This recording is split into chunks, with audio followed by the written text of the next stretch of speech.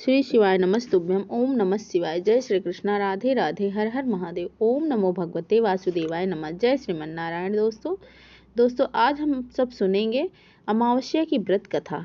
आइए चलिए सुनते हैं अमावस्या माता की कथा। आइए अब कथा को प्रारंभ करते हैं। पौराणिक कथा के अनुसार एक साहूकार के 7 बेटे थे, 7 बहू और 1 बेटी थी। साहूकार के घर एक जोगी भिक्षा लेने के लिए आया। जोगी को साहूकार की बहू भिक्षा देती तो यह ले लेता, लेकिन जब बेटी देती तो वह भिक्षा नहीं लेता था और कहता था कि बेटी सुहागन तो है, पर उसके भाग्य में दुर्भाग्य लिखा है। यह बातें सुनकर बेटी को चिंता होने लगी और उसका शरीर भी कमजोर होने लगा। एक दिन उसकी माँ ने पूछा कि बेटी, तुम इतने दिनों से इतनी कमजोर क्यों दिखाई देती हो? तब उसने बताया कि माँ, एक जोगी भिक्षा मांगने आता है जो कहता है कि बेटी सुहागन तो है, लेकिन इसके नसीब में दुर्भाग्य लिखा है, अर्थात दुख लिखा है। यह बात सुनकर उसकी माँ ने कहा कि कल मैं सुनूंगी। अगले दिन जब जोगी भिक्षा मांगने आया तो उसकी माँ चुपचाप बैठ गई। जब बेटी भिक्षा देने लगी तो जोगी ने वही बात फिर से बोली। इतनी बात सुनकर उसकी माँ बाहर निकल कर आई और बोली, एक तो हम तुम्हें भिक्षा देते हैं और तुम ऊपर से हमें गाली देते हो। तब जोगी बोला कि मैं गाली नहीं देता, जो कहता हूँ सच कहता हूँ, इसके भाग में यही लिखा है वही मैं कहता हूँ।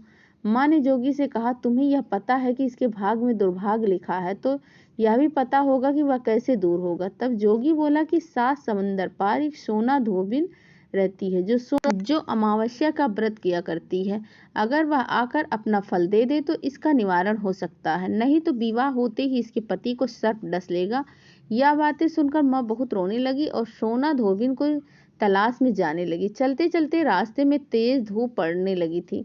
साहूकारनी एक पीपल के पेड़ के नीचे बैठ गई। उस पीपल के पेड़ में एक गरुड़ पक्षी का घोंसला रहता था, जिसमें गरुड़ का छोटा सा बच्चा रहता था। साहूकारनी को घोंसले के पास एक सर्प अर्थात सांप जाता दिखाई दिया, तो उसने उस गरुड़ के बच्चे को बचाने के लिए उस सांप को मारकर ढाल के नीचे रख दिया। जब गरुड़ और पक्षी आए तो घोंसले के पास खून देखकर क्रोधित हो उठे और साहूकारनी को चोंच मारने लगे। तब साहूकारनी बोली, मैंने तो तुम्हारे बच्चे की जान बचाई है, यह सर्प तुम्हारे बच्चे को डसने वाला था तो मैंने इसे मार दिया।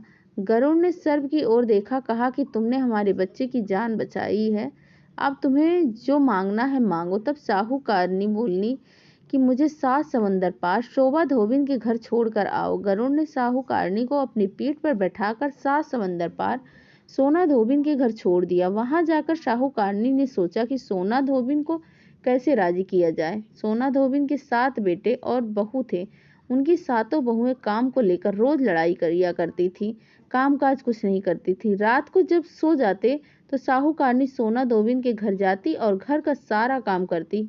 गायों को नहलाकर घर की सफाई करती, रसोई का काम किया करती, चौका बर्तन करती, आटा पीसकर कपड़े धोती, पानी भरती और दिन होने से पहले चली जाती। 7 बहुएं रोज सोचती कि यह सारा काम कौन कर रहा है, लेकिन कभी एक दूसरे से पूछती नहीं थी कि यह सब कौन कर रहा है। कुछ दिनों तक वह यही सब चलता रहा, उसी प्रकार से चलता रहा। तो एक दिन सोना धोबिन अपनी बहुओं से पूछने लगी कि तुम आजकल लड़ती भी नहीं हो और काम भी ठीक ठाक हो रहा है। तो बहुओं ने कहा कि सासू जी, काम तो हमें ही करना पड़ता है, चाहे हम लड़कर करें या राजी होकर करें, इसीलिए लड़ाई करने का क्या फायदा। सोना धोबिन ने सोचा कि आज देखा जाए कि कौन सी बहू काम करती है, और वह रात को सोई नहीं। उसने देखा कि रात को एक स्त्री आई और पूरा काम करके जाने लगी। तो सोना धोबिन ने बोला कि तुम कौन हो और तुम्हें ऐसा क्या जरूरत है जो इतना काम कर रही हो। साहूकारनी ने कहा कि जरूरत है तभी तो इतना काम कर रहे हैं। सोना धोबिन ने पूछा कि क्या तुम्हें क्या चाहिए। साहूकारनी बोली कि पहले तुम मुझे वचन दो तब बताऊंगी। सोना धोबिन ने वचन देकर कहा कि अब बताओ। साहूकारनी बोली कि मेरी बेटी के भाग में दुर्भाग्य अर्थात दुख लिखा है, इसीलिए आप मेरे घर चलकर उसे सुहाग दे दीजिए और उसे अमावस्या का फल दे दीजिए। तब सोना धोबिन ने अपने बेटे और बहू से बोली कि मैं तो साहूकारनी के साथ जा रही, यदि पीछे से तुम्हारे पिताजी को कुछ हो जाता है तो तेल घी का कूप में डालकर छोड़ देना। फिर वह साहूकारनी के घर चली जाती। साहूकार की बेटी का विवाह होने लगा। दूल्हा फेरे में बैठ गया। सोना धोबिन दूल्हे के घुटने के पास कच्चा करवा लेकर रख कर बैठ गई और दूध डालकर तात के तार लेकर बैठ गई। थोड़ी देर बाद सांप दूल्हे को डसने के लिए आया तो सोना धोबिन ने करवा आगे रखा, तार से बांध दिया, लेकिन दूल्हा तो डर के मारे ही मर गया।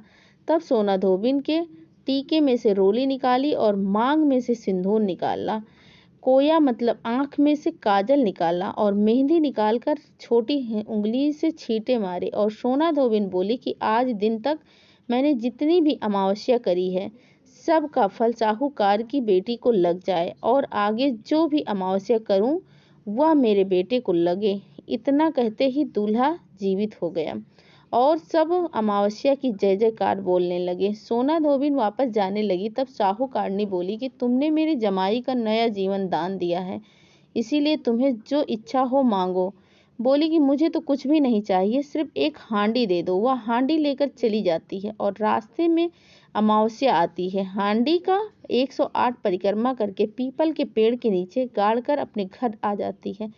घर आकर देखती है कि उसका पति मरा हुआ तेल और घी में के कूप में पड़ा है। तब उसने टीके में से रोली निकाली, मांग में से सिंदूर निकाला, कोया में से काजल निकालने, नंबा में से मेहंदी निकालकर चिट उंगली से छींटे मार दिए और बोली मैंने जो रास्ते में अमावस्या की है उसका फल मेरे पति को लगे।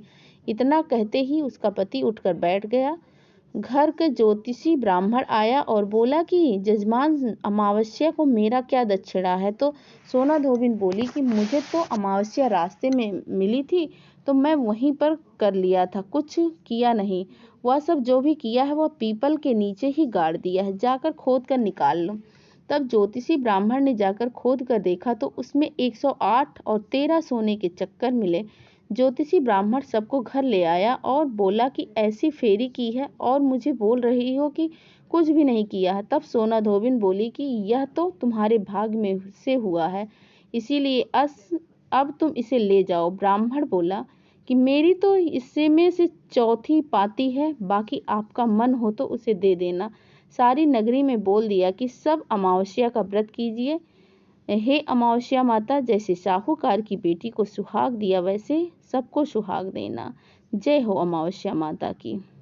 श्री शिवाय नमस्तुभ्यम। ओम नमः शिवाय। जय श्री कृष्णा। राधे राधे। हर हर महादेव। ओम नमो भगवते वासुदेवाय नमः। जय श्रीमन नारायण। धन्यवाद।